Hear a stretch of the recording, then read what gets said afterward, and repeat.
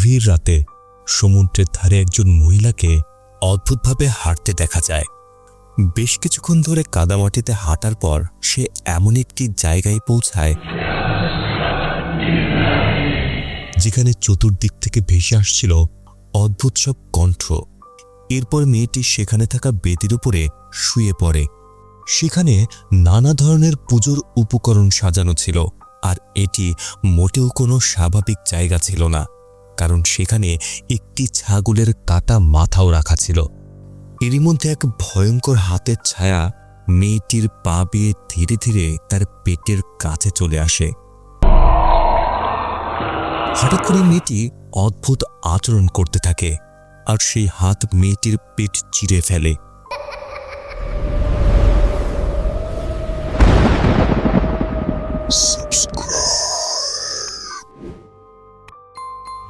এরপর গল্প চলে যায় 21 অক্টোবর 1987 সালে। সেদিন একটি অনুষ্ঠান চলছিল, চারিদিকে উৎসবের আমেজ, আর অসংখ্য অতিথির উপস্থিতিতে অনুষ্ঠানটি ছিল বেশ জমজমাট। এই অনুষ্ঠানের আয়োজক ছিলেন ওমর ও সামিরা নামের এক দম্পতি। তারা পাশের লারুং গ্রামের অত্যন্ত সম্মানিত পরিবার। 1966 সালে সামিরা সৌন্দর্য প্রতিযোগিতায় বিজয়ী হয়েছিলেন, তাই গ্রামের সবাই তাকে চিনত। অন্যদিকে তার স্বামী ওমর ছিলেন একটি রাজনৈতিক দলের নেতা, আর ওমরের বাবা মোক্তার ছিলেন সেই দলের গুরুত্বপূর্ণ প্রতিনিধি। ফলে পুরো পরিবারটি গ্রামে ছিল। ওমর অতিথিদের সামনে বক্তব্য দেয়। অনুষ্ঠানে উপস্থিত হওয়ার জন্য সবাইকে ধন্যবাদ জানিয়ে সে জানায় 7 মাস আগে এক ভয়াবহ দুর্ঘটনার কারণে সামিরা গুরুতর অসুস্থ হয়ে পড়েছিলেন, তবে এখন তিনি সম্পূর্ণ সুস্থ হয়ে উঠেছেন। ওমর আরও বলে এই কঠিন সময়ে তার বাবা সবসময় পাশে ছিলেন। এই ঘটনার পর পরিবারের সঙ্গে তার সম্পর্ক আগের চেয়ে আরও ভালো হয়ে ওঠে। গ্রামবাসীদের সামনে সে প্রতিশ্রুতি দেয় গ্রামের তরুণদের কণ্ঠস্বর তুলে ধরতে সে সবসময় কাজ করবে। এবছরও সে আবারও দলের সভাপতি পদে নির্বাচনে অংশ নেবে। উপস্থিত সকলে তখন তাকে সমর্থন জানাতে থাকে। বক্তব্য শেষ হওয়ার পর অনেক মেয়েরাই ওমরের সঙ্গে ছবি তুলতে আসে, আর সেই ছবিগুলো তুলতে ওমর মাওয়ারকে ডেকে আনে। দূর থেকে সামিরা শুধু নীরবে দেখছিল তার স্বামী অন্য মেয়েদের সঙ্গে কতটা ঘনিষ্ঠভাবে ছবি তুলছে। এ সময় হাজি ওয়াহিদ নামের এক ব্যক্তি বিদায় নিতে আসে। জানা যায় সেও একই দলের সভাপতি পদে নির্বাচন করবে, তবে ওমরই ছিল তার প্রধান প্রতিদ্বন্দ্বী। যদিও ওমরের বয়স তার চেয়ে অনেক কম। হাজি ওয়াহিদ হেসে বলে একসময় যে ছেলেটিকে ছোটবেলা থেকে চিনত, আজ সেই ছেলেটি তার বিরুদ্ধে নির্বাচনে দাঁড়িয়েছে। তবে সে জানায় এ নিয়ে তার কোনো দুশ্চিন্তা নেই, জীবনে এগিয়ে যাওয়াটাই স্বাভাবিক। যদি ওমর জয়ী হয় তাহলে সেটাই হবে তার প্রাপ্য। অনুষ্ঠান শেষ হলে সবাই বিদায় নিতে শুরু করে। এদিকে ছবি তুলতে তুলতে মাওয়ার হঠাৎ লক্ষ্য করে তার বড় বোন সাফারের পোশাকে রক্তের দাগ লেগে আছে। পরে জানা যায় সাফারের ঋতুস্রাব শুরু হয়েছে এবং রক্ত কাপড় ভেদ করে বাইরে চলে এসেছে। আরে এ কথা শুনে সাফার প্রচণ্ড রেগে যায়, কারণ সে মনে করে মাওয়ার তাকে অপমান করছে। এতে সে প্রচণ্ড কষ্ট পায়। ভোরের দিকে হঠাৎ সাফারের বিছানা পুরোপুরি পানিতে ভিজে যায়। মাকনুনির দেওয়া তসবির ব্রেসলেটটিও অদ্ভুতভাবে কাঁপতে শুরু করে। এরপর যেন কারো অদৃশ্য নিয়ন্ত্রণে সাফার ঘর থেকে বেরিয়ে সমুদ্র সৈকতের দিকে হাঁটতে থাকে। অন্যদিকে মাওয়ার ঘুম ভাঙলে দেখতে পায় রাতে জানালা বন্ধ করতে ভুলে গেছে, কিন্তু কিছুক্ষণ পর তার চোখে পড়ে দরজার নিচ দিয়ে ঘরে পানি ঢুকছে। সে এগিয়ে গিয়ে দেখে পুরো মেঝেতে পানির চিহ্ন জড়িয়ে আছে। হঠাৎ করে বাতি বারবার জ্বলে নিভতে শুরু করে। মাওয়ার সেই পানির দাগ অনুসরণ করতে করতে সাফারের ঘরের সামনে পৌঁছে যায়। ভেতর থেকে শব্দ শুনে দরজা খুললেও ঘরটি পুরো ফাঁকা ছিল। সাফারের কোনো খোঁজ নেই। ঠিক তখনই তার মনে হয় যেন কেউ তার ঠিক পেছনে দাঁড়িয়ে আছে। ভয়ে তার শরীর শিউরে ওঠে। ঘুরে তাকালেও সেখানে কেউ ছিল না। পরের দিন সকালে ওমরের কাছে খবর আসে সমুদ্রের তীরে পাওয়া গেছে একটি লাশ। আতঙ্কিত হয়ে তিনি মাওয়ারকে জিজ্ঞেস করেন সাফার কোথায়, কিন্তু মাওয়ার কিছুই জানত না। ওমর সঙ্গে সঙ্গে গাড়ি নিয়ে ঘটনাস্থলের উদ্দেশ্যে ছুটে যান। মাওয়ার সাইকেলে বাবার পিছু নেয়। ঘটনাস্থলে পৌঁছে ওমরের মনে সন্দেহ হয় লাশটি হয়তো তার মেয়েরই। তিনি পুলিশের বাধা উপেক্ষা করে ভেতরে ঢুকে পড়েন, আর তারপরে ভয়ঙ্কর সত্য সামনে আসে। লাশটি সত্যিই তার মেয়ের, যার গলায় ছিল গভীর ক্ষতচিহ্ন। মেয়ের লাশ দেখে ওমর ও মাওয়ার দুজনেই কান্নায় ভেঙে পড়ে। এদিকে বাড়িতে থাকা সামিরাও অশুভ কিছু ঘটছে বলে অনুভব করেন, কিন্তু তার করার কিছুই ছিল না। নিরুপায় হয়ে একা বসে শুধু কাঁদতে থাকেন। এরপর সাফারের লাশ ময়নাতদন্তের জন্য পাঠানো হয়। তদন্ত শেষে ইসলামী নিয়ম অনুযায়ী তাকে গোসল করিয়ে কাফন জড়ানো হয় এবং কিছু সময়ের মধ্যেই তাকে দাফন করা হয়। সাফারের মৃত্যুতে পুরো পরিবার ভেঙে পড়ে। হাজী ওয়াহিদও সমবেদনা জানাতে আসেন, কিন্তু তার আচরণ ওমরের কাছে অস্বাভাবিক মনে হয়। ওমরের মনে সন্দেহ জাগে, সাফারের মৃত্যুর পেছনে হয়তো হাজী ওয়াহিদের হাত রয়েছে। অন্যদিকে সামিরা সাফারের পরা সেই কেবায়া জড়িয়ে ধরে কাঁদতে থাকে। তিনি কিছুতেই মেয়ের মৃত্যু মেনে নিতে পারছিলেন না। নিজেকে ব্যর্থ বাবা মনে করে ওমর সিদ্ধান্ত নেন তিনি নির্বাচনে আর প্রার্থী হবেন না। তার যুক্তি হলো যে নিজের সন্তানকে রক্ষা করতে পারেনি, সে কিভাবে মানুষের দায়িত্ব নেবে। কিন্তু তার বাবা মুক্তার তাকে সাহস দেয়। তিনি বলেন সাফারের মৃত্যুর জন্য ওমর দায়ী নয়, একজন ভালো নেতা হিসেবে মানুষের জন্য তার কাজ চালিয়ে যাওয়া উচিত। এদিকে মাওয়ার প্রায়ই সেই জায়গায় যেতে থাকে যেখানে পাওয়া গিয়েছিল সাফারের মৃতদেহ। একদিন ফিরে আসার সময় সে কাঠ পড়ে যাওয়ার মতো একটি শব্দ শুনতে পায়। কৌতূহলবশত সে একটি কাঠ দিয়ে গাছে আঘাত করতেই বনের ভেতর থেকে একই ধরনের শব্দ ভেসে আসে। সে শব্দধ্বনির মতো শব্দ ফিরে আসে। এভাবে সে কাদায় ভরা জলাভূমি পেরিয়ে এমন একটি নির্জন জায়গায় পৌঁছে যায় যেখানে কারোর কোনো চিহ্ন পর্যন্ত নেই। সেখানে সে দেখতে পায় ছবির শুরুতে দেখা সেই গোলাকার কাঠের মঞ্চ। দেখে মনে হচ্ছিল গোপনে এখানে কোনো রিচুয়াল অনুষ্ঠিত হয়েছিল। হঠাৎ করে তার পায়ের বুড়ো আঙুলে তীব্র ব্যথা লাগে। নিচে তাকিয়ে সে দেখতে পায় একটি কানের দুল তার পায়ে বিঁধেছে। ভালো করে দেখে সে বুঝতে পারে সেটি তার বড় বোন সাফারের কানের দুল। তাড়াতাড়ি বাড়ি ফিরে সে বাবাকে সব জানায়। সে বলে পুরনো জলাভূমির পেছনে সাফারের একটি কানের দুল পাওয়া গেছে। বিষয়টি বেশ রহস্যজনক ছিল, কারণ সাফারের মরদেহ পাওয়া গিয়েছিল সমুদ্রের তীরে। তাহলে তার কানের দুল জলাভূমির পেছনে কিভাবে পড়ে রইল? ওমর কানের দুলটি তার সহকারী গাছের হাতে তুলে দিয়ে পুলিশকে তদন্তের জন্য জমা দিতে বলে, কিন্তু মাওয়ার বাবাকে অনুরোধ করে যেন তিনি নিজে তার বোনের মৃত্যুর তদন্ত করেন। কিন্তু ওমর জানায় তিনি এখন প্রচণ্ড ব্যস্ত, তাই সবকিছু পুলিশের ওপরে ছেড়ে দিতে চান। যদিও মাওয়ারের সামনে নিজেকে শান্ত রাখার চেষ্টা করছিল, কিন্তু ভেতরে ভেতরে সাফারের মৃত্যুতে ওমর ভেঙে পড়েছিলেন। তবে তিনি মেয়ের সামনে নিজের দুর্বলতা প্রকাশ করতে চাননি। সেদিন রাতে মাওয়ার সাফারের সঙ্গে তোলা একটি ছবি দেখতে থাকে। এরপর সে সাফারের টেবিলে রাখা কয়েকটি ক্যাসেটের মধ্যে একটি চালায়। সেটি ছিল মাওয়ারের 18তম জন্মদিন। তারা মাকননি দোয়া পড়া পানি পান করান। বাড়ি থেকে বের হওয়ার আগে মাকননি ওমরকে নিয়মিত নামাজ আদায় করার পরামর্শ দেন, যেন অশুভ শক্তি তাদের পরিবারের কোনো ক্ষতি না করতে পারে। এটাই ছিল প্রথমবার যখন সামিরা খিঁচুনিতে আক্রান্ত হয়। ডাক্তার ইয়াকুব ওমরকে বলেন স্ত্রীকে নিয়মিত ওষুধ খাওয়াতে হবে। বিদায় নেওয়ার আগে ওমর ডাক্তারকে আসন্ন নির্বাচনে তাকে ভোট দেওয়ার অনুরোধ করেন। এখানেই বোঝা যায় মেয়ের মৃত্যুর পরও ওমর দলীয় সভাপতি নির্বাচন থেকে সরে দাঁড়ানোর সিদ্ধান্ত বদলাননি। পরদিন মাকননি আবারও দোয়া পড়া পানি নিয়ে আসে। সেই সময় মাওয়ার জানতে চায় সাফারের আত্মা কি এখন শান্তি পেয়েছে, কারণ আগে রাতে সে নিজের বোনের আত্মাকে অনুভব করেছে। কিন্তু মাকননি তাকে এসব কথা বলতে নিষেধ করেন। তার মতে যাকে কবর দেওয়া হয়েছে তাকে নিয়ে আলোচনা করা উচিত নয়, বরং মাওয়ারের উচিত তার গুরুতর অসুস্থ মায়ের দিকে মনোযোগ দেয়া। তবুও মাওয়ারের মনে সন্দেহ যেন কাটছিলই না। সে সাফারের ঘরে গিয়ে সব জিনিসপত্র খুঁজতে শুরু করে, যদি কোনো গুরুত্বপূর্ণ সূত্র পাওয়া যায়। অবশেষে বিছানার নিচে রাখা একটি বাক্স তার চোখে পড়ে। বাক্সটি খুলে সে কয়েকটি ছবি, সাফারের উদ্দেশ্যে লেখা একটি প্রেমের কবিতা এবং দুটি অচেনা ওষুধের পাতা খুঁজে পায়। তবে ওষুধগুলো কিসের জন্য তা সে বুঝতে পারে না। সেদিন রাতে মাওয়ার আবারও জলাভূমির পেছনের এলাকায় যাওয়ার সিদ্ধান্ত নেয়, কিন্তু বাড়ির বাইরে বেরোতেই হঠাৎ করে সব আলো নিভে যায়। অন্ধকারের মধ্যে সে যেন সাফারের ভয়ঙ্কর আত্মা দেখতে পায়। সে বারবার আলো জ্বালানোর চেষ্টা করে, কিন্তু কোনোভাবেই আলো জ্বলছিল না। আর সেই আত্মাটি ভয়ঙ্করভাবে ধীরে ধীরে তার দিকে এগিয়ে আসছিল। ঠিক তখনই ওমর সেখানে এসে পড়লে আত্মাটি রহস্যজনকভাবে অদৃশ্য হয়ে যায়। রাতের বেলায় লুকিয়ে বাইরে বের হতে যাওয়ায় ওমর মাওয়ারকে বকাঝকা করেন। মাওয়ার জানায় সে শুধুমাত্র তার বোনের মৃত্যুর রহস্য উদ্ঘাটন করতে চায়, কিন্তু ওমর বলে এর আর কোনো দরকার নেই। পুলিশ ইতিমধ্যে তদন্ত করে জানিয়েছে সাফার দুর্ঘটনাবশত পড়ে গিয়ে মারা গেছে। এরপর তিনি মাওয়ারকে ঘরে ফিরে যেতে বলেন, কারণ তিনি চান না রাতে বাইরে বের হওয়ার কারণে সাফারের মতো আরেকটি দুর্ঘটনা মাওয়ারের সঙ্গেও ঘটুক। পরের দিন মাওয়ার তার বন্ধুর দোকানে গিয়ে সাফারের বাক্সে পাওয়া ছবিগুলো ডেভেলপ করায়। ছবিগুলো হাতে পাওয়ার পর সে একটি চমকে যাওয়ার মতো বিষয় আবিষ্কার করে। সাফারের পাশেই এক অচেনা যুবকের ছবি দেখা যায়। সঙ্গে সঙ্গে মাওয়ার বাড়ি ফিরে বাবার স্টাডি রুমে ঢোকে।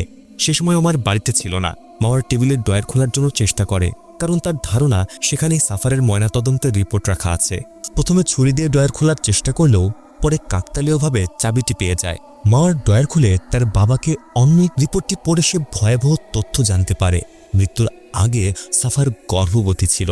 তার পেটে গভীর একটি চিরে যাওয়ার ক্ষত পাওয়া গিয়েছিল। কিন্তু সবচেয়ে অদ্ভুত বিষয় ছিল তার গর্ভের ভ্রূণটি সম্পূর্ণ উধাও হয়ে গিয়েছিল।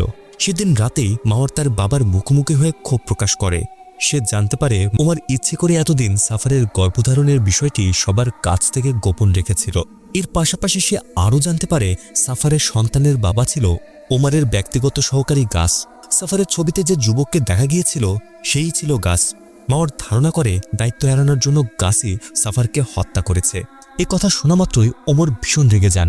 রাগের মাথায় তিনি গাসকে নির্মমভাবে মারধর করতে শুরু করেন। এরপর ড্রয়ার থেকে নিজের পিস্তল বের করে তার দিকে তাক করেন। তবে শেষ পর্যন্ত তিনি গাসকে হত্যা না করে তার কানে গুলি করেন। ঠিক তখনই মাওয়ার বাবাকে থামিয়ে দেয়, কারণ সে বুঝতে পারে আর একটু দেরি হলেই ওমর গাসকে মেরে ফেলবেন। অবশেষে পুলিশ গাসকে গ্রেফতার করে জেলে নিয়ে যায়। অন্যদিকে পুরো ঘটনাটি জানার পর সামিরা ভীষণ ভেঙে পড়েন। তখন মাওয়ার মায়ের পাশে দাঁড়িয়ে তাকে শান্ত করার চেষ্টা করে। সেদিন রাতে মাওয়ার তার মায়ের সঙ্গে ঘুমিয়েছিল, কিন্তু গভীর রাতে হঠাৎ করে তার ঘুম ভেঙে যায়। সে অনুভব করে তার শরীর যেন ধীরে ধীরে বিছানার ভেতরে ডুবে যাচ্ছে, যেন বিছানাটি পানিতে পরিণত হয়েছে। অদৃশ্য কোন এক শক্তি যেন মাওয়ারকে চেপে ধরেছে। সে একটিও ভয়ঙ্কর এক শয়তান ঠিক তার ওপরে চলে। মধ্যেই সকাল হয়ে গেছে। তখন সে দেখতে পায় তার হাতে কালশিটের মতো দাগ পড়ে গেছে, যেন গতরাতে ঘটে যাওয়া স্বপ্নের ঘটনাগুলো বাস্তবিক ঘটেছিল। সেদিন সকালে পর মাওয়ার তার বাবার সঙ্গে কথা বলতে যায়। সে ড্রয়ারে পাওয়া বিয়ের আংটি এবং অন্য একটি মেয়ের সঙ্গে ওমরের ঘনিষ্ঠ ছবির ব্যাপারে জানতে চায়। অবশেষে ওমর বিয়ের মাঠ পেয়ে যায়। মাওয়ার তাকে দেখা মাত্রই রাগের মাথায় মারধর করে অজ্ঞান করে ফেলে। জ্ঞান ফিরে এলে গাস জানায় সে সাফারকে হত্যা করেনি, বরং সে সত্যি সাফারকে ভালোবাসত এবং তাদের মধ্যে কখনোই শারীরিক সম্পর্ক হয়নি। এমনকি সাফার যে গর্ভবতী ছিল সেটাও সে জানত না। গাস জানায় সাফার কারোর কথাই শুনত না, প্রায় গভীর রাতে বাইরে যেত এবং ইচ্ছে মতো নেশা করত। একদিন সামিরা রাগ করে তার মাদকগুলো ফেলে দিয়েছিলেন। গাস আরও জানায় ধনী পরিবারের মেয়ে হওয়া সত্ত্বেও সাফার রাতের বেলায় দেহ ব্যবসায় জড়িয়ে পড়েছিল। তাদের মা যখন এই বিষয়গুলো নিয়ে সাফারকে প্রশ্ন করে, তখন সাফার প্রচণ্ড রেগে গিয়ে তার মাকে ধাক্কা দিয়ে উঁচু কাঠের বাড়ি থেকে ফেলে দেয়। 7 মাস আগে ঘটে যাওয়া এই ঘটনাতেই সামিরা স্ট্রোকে আক্রান্ত হয়ে অসুস্থ হয়ে পড়েছিলেন। তবুও মাওয়ারের সন্দেহ ছিল গাস হয়তো তার বোনের দুর্বল অবস্থার সুযোগ নিয়েছিল। তখন গাস বলে সে সাফারকে সত্যিই ভালোবাসত, কখনো তাকে স্পর্শ করেনি, বরং সে সাফারকে বিয়ে করতে চেয়েছিল। এরপর গাসের একটি কথা মনে পড়ে। সেদিন অনুষ্ঠানের আগে সাফার তাকে বলেছিল সে মাকননির বাড়িতে যাবে, তাই গাস মাওয়ারকে পরামর্শ দেয় মাকননির সঙ্গে কথা বলতে। হয়তো তিনি জানেন সাফারের সঙ্গে আসলে কি ঘটেছিল। এদিকে ওমরের বাবা মোক্তার বাড়িতে আসেন। ওমর তাকে পরিবারের সঙ্গে ঘটে যাওয়া সব অদ্ভুত ঘটনার কথা খুলে বলেন। সব শুনে মোক্তারের সন্দেহ হয় এগুলোর পেছনে হয়তো ওমরের রাজনৈতিক প্রতিদ্বন্দ্বী হাজি ওয়াহিদের হাত রয়েছে। তিনি ওমরকে জিজ্ঞেস করেন হাজি তাকে কোনো উপহার দিয়েছিল কিনা। ওমর মনে করে জানান একবার তিনি একটি উপহার পেয়েছিলেন, তবে সেটি ওমর ফেলে দিয়েছিলেন। মোক্তার এরপর বাড়ির প্রতিটি কোণা ভালোভাবে খুঁজে দেখতে বলেন, কারণ তার ধারণা কেউ হয়তো তাদের বাড়িতে কালো জাদু করেছে। খোঁজাখুঁজির এক পর্যায়ে দরজার পাপোশের নিচে একটি তাবিজে বাঁধা গিট পাওয়া যায়, যা কালো জাদুর অংশ বলে মনে হয়। এটি দেখে ওমর ভীষণ ক্ষিপ্ত হয়ে হাজি ওয়াহিদের বাড়িতে ছুটে যান। তিনি নিশ্চিত ছিলেন এই কালো জাদু হাজি করিয়েছে, কিন্তু হাজি সব অভিযোগ অস্বীকার করে। বরং সে বলে নিজের আশেপাশের মানুষদের ভালো করে দেখো, প্রকৃত অপরাধী হয়তো তাদের মধ্যে রয়েছে। এরপর হাজি সাহেব তার সাঙ্গপাঙ্গদের দিয়ে সেদিন রাতে মাওয়ার বাড়ি ফিরে এক অদ্ভুত দৃশ্য দেখে। তার মা নাচতে শুরু করেছেন। বাইরে থেকে দেখে মনে হচ্ছিল তিনি সুস্থ হয়ে গেছেন, কিন্তু তার আচরণ একেবারে স্বাভাবিক ছিল না, যেন তার শরীরে অন্য কেউ ভর করেছে। সবকিছু ভেবে মাওয়ার সিদ্ধান্ত নেয় সত্য জানার জন্য তাকে অবশ্যই মাকননির বাড়িতে যেতে হবে। তখনই পুরো বাড়ির আলো নিভে যায়। অন্ধকারে সে দেখে বিছানার নিচ থেকে বারবার আলো জ্বলে উঠছে। কাছে গিয়ে সে বুঝতে পারে সেখানে একটি ক্যামেরা পড়ে আছে। ক্যামেরাটি তুলতে যেতেই হঠাৎ একটি হাত তার কাঁধ স্পর্শ করে। পেছনে তাকাতে সে সাফারের ভয়ঙ্কর আত্মাকে নিজের দিকে এগিয়ে আসতে দেখে। ভয়ে সে চিৎকার করে ওঠে এবং সম্পূর্ণ শক্তি দিয়ে আলো জ্বালায়, আর তখনই আত্মাটি অদৃশ্য হয়ে যায়। অন্যদিকে হাতির সমর্থকদের হাতে মারধর খেলেও ওমর হাল ছাড়েন না। হাতে পিস্তল নিয়ে আবারও এগিয়ে যাচ্ছে। মাওরও তার পিছু নেয়। সাফার তাকে হাঁটতে হাঁটতে সেই জায়গায় নিয়ে যায় যেখানে তার মৃত্যু হয়েছিল। সে যাবার পথে পাশেই গাছের সঙ্গে তার বোনের লাশকে পড়ে থাকতে দেখে। ঠিক তখনই মাওরের সামনে অতীতের ভয়ঙ্কর ঘটনাগুলো যেন জীবন্ত হয়ে ওঠে। সে দেখতে পায় মৃত্যুর আগে সাফার প্রথমে জলাভূমির পেছনের এলাকায় গিয়েছিল। সেখানে এক শয়তানি শক্তি জোর করে তার উপর যৌন নির্যাতন চালায়। মাওয়ার ভালো করে বোঝার চেষ্টা করে আসলে সে শয়তানটি কে ছিল। এরই মধ্যে সে বুঝতে পারে কাঠের বেদির উপরে তার বোন নয়, বরং সেখানে রয়েছে সে নিজেই। আর তখনই উন্মোচন হয় এই গল্পের ভয়ঙ্কর এক রহস্য। মাওয়ার দেখতে পায় তার সঙ্গে মিলিত হওয়ার চেষ্টা করছে তার নিজের দাদা। সেই শয়তানটি মাওয়ারকেও নিজের শিকার বানানোর চেষ্টা করছিল, কেননা তৃতীয় বলি সম্পূর্ণ করতে তারও একই পরিণতি হওয়া দরকার। মাওয়ার তার ভেতরে থাকা সকল শক্তি একত্রিত করে সেখান থেকে পালাতে শুরু করে। এদিকে বাড়িতে সামিরা ওমরের আঘাতের চিকিৎসা করছিলেন, কিন্তু হাজি ওয়াহিদের মৃত্যুর ঘটনায় ওমর তখনও মানসিকভাবে ভেঙে পড়েছিল। ঠিক তখনই মাওয়ার বাড়িতে ফিরে এসে জানায় সাফারকে গর্ভবতী করার পেছনে রয়েছে তার নিজের দাদা। এই কথা বলার সঙ্গে সঙ্গে সামিরার ভেতরে ভর করে সেই শয়তান। তারপর ভয়ঙ্করভাবে বলতে থাকে মাওয়ারই হবে তৃতীয় বলি। এরপর সে তার অলৌকিক শক্তি দিয়ে ওমরকে ছিটকে ফেলে দেয়। পরিস্থিতি বুঝে মাওয়ার দ্রুত সেখান থেকে পালিয়ে যায়, কিন্তু শয়তানটিও তার পিছু নেয়। ভয়ে মাওয়ার একটি আলমারির ভেতরে লুকিয়ে পড়ে। হঠাৎ আলমারি প্রচণ্ডভাবে কাঁপতে শুরু করে। কিছুক্ষণ পরে সে বুঝতে পারে শয়তানটি ইতিমধ্যেই তার ঠিক পেছনে এসে দাঁড়িয়েছে। তখনই মাকনুনি এসে দ্রুত সামিরার শরীরে ভর করা সেই শয়তানের বিরুদ্ধে আধ্যাত্মিক লড়াই শুরু করেন। এই সময়ের মধ্যে ওমরই তাকে এখানে নিয়ে এসেছে। অনেক চেষ্টা করার পর তিনি সাময়িকভাবে শয়তানটিকে দমন করতে সক্ষম হন। তবে শয়তানটি এখনও সামিরার শরীরেই ছিল, তাই নিরাপত্তার জন্য সামিরার হাত পা বিছানার সঙ্গে বেঁধে রাখা হয়।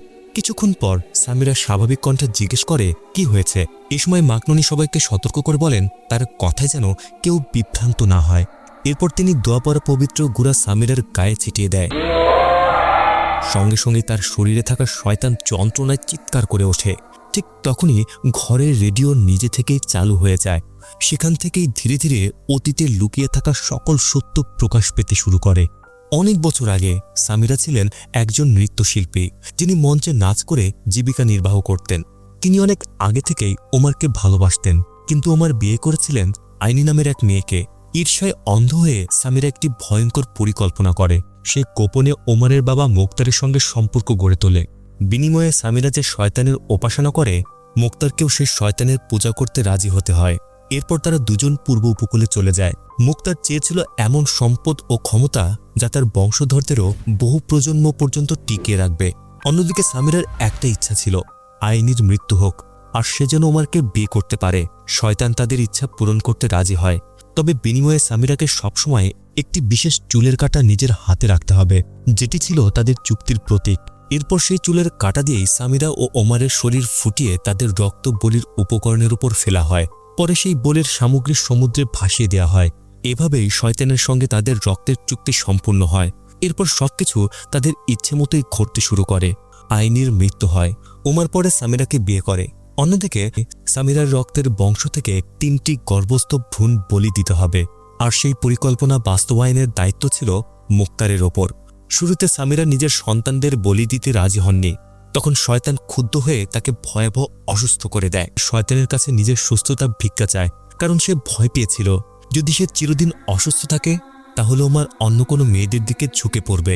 তখন শয়তান তাদের সেই পুরনো চুক্তির কথা মনে করিয়ে দেয়। অবশেষে সামিরা নিজের প্রথম সন্তান সাফারকে বলির জন্য উৎসর্গ করতে সম্মতি দেয়। মোক্তারি সাফারকে গর্ভবতী করে যেন প্রথম ভ্রূণের সৃষ্টি হয়। এরপর সেই ভ্রূণটি বলি দেওয়া হয়। গল্পের শুরুতেও পরে বলি দেওয়া হয়, যেটির ঝলক আমরা বাথরুমের টয়লেটের দৃশ্যে দেখেছিলাম। এখন শুধুমাত্র তৃতীয় ভ্রূণের বলি বাকি ছিল। সেই কারণে তাই শয়তান এবার মাওয়ারকেই লক্ষ্যবস্তু বানায়, কারণ সামিরার বংশধরের মধ্যে এখন শুধুমাত্র মাওয়ারই জীবিত ছিল। নিজের মা যে শয়তানের সঙ্গে চুক্তি করে নিজের পরিবারকেই বলি দিয়েছে, সে মায়ের প্রতি ভীষণ হতাশ হয়ে পড়ে। এদিকে মাকনুনি সিদ্ধান্ত নেন যেভাবেই হোক সামিরা ও শয়তানের মধ্যকার সম্পর্ক ছিন্ন করতেই হবে। এই উদ্দেশ্যে তিনি প্রয়োজনীয় রিচুয়ালের প্রস্তুতি নিতে বাড়িতে পৌঁছে যান। কিন্তু কিছুক্ষণ পরই তার আর্তচিৎকার শোনা যায়। দৌড়ে গিয়ে সবাই দেখে মুক্তার ছুরি দিয়ে মাক জন্য। তার বিশ্বাস শয়তানের পূজা করার কারণে ওমর এতদিন সুখের স্বাচ্ছন্দ্যের জীবন কাটাতে পেরেছে।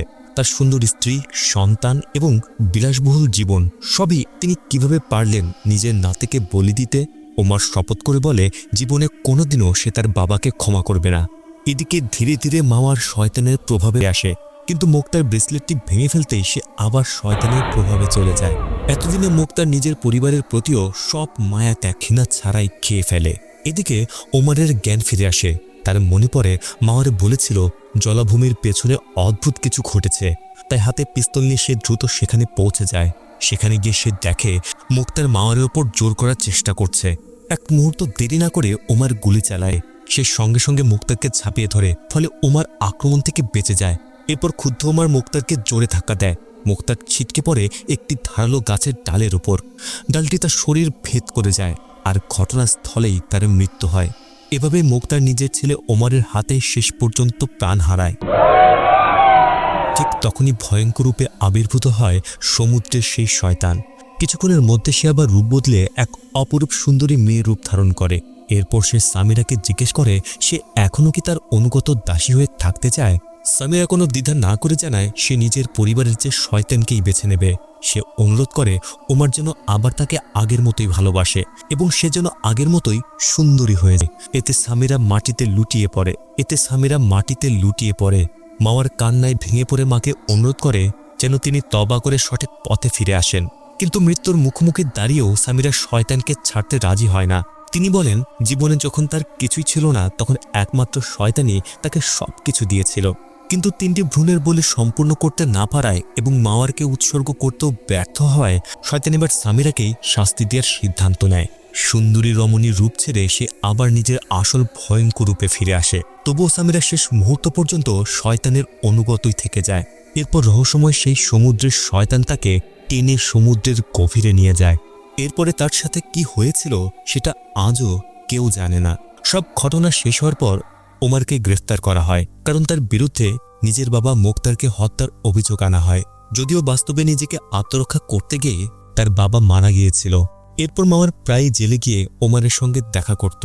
একদিন ওমর চোখের পানি ধরতে না পেরে মেয়ের কাছে ক্ষমা চায়। সে স্বীকার করে এতদিন রাজনীতি আর ক্ষমতার পেছনে ছুটতে গিয়ে নিজের পরিবারকে অবহেলা করেছে, আর সেই ভুলের কারণে আজ তাদের পুরো পরিবার ধ্বংস হয়ে গেছে। মাওয়ার বাবাকে দোষারোপ না করে বলে অতীতের সব ভুল থেকে শিক্ষা নিয়ে সবচেয়ে গুরুত্বপূর্ণ। তার কাছে গল্পের শুরুতে হওয়া সেই পারিবারিক অনুষ্ঠানের 2টি ছবি ছিল। একটি ছবি সে নিজের কাছে রেখে দেয় আর অন্যটি বাবার হাতে তুলে দেয়, যেন পরিবারের সুন্দর স্মৃতিগুলো অন্তত তাদের কাছে বেঁচে থাকে। মাওয়ার বলে যাই ঘটুক না কেন সে সবসময় নিজের পরিবারকেই ভালোবেসে যাবে। গল্পটি কেমন লাগলো তা অবশ্যই কমেন্টে লিখে জানাবেন। আর এমন আরও গল্প দেখতে চাইলে চ্যানেলটি সাবস্ক্রাইব করে রাখবেন। দেখা হচ্ছে পরের ভিডিওতে।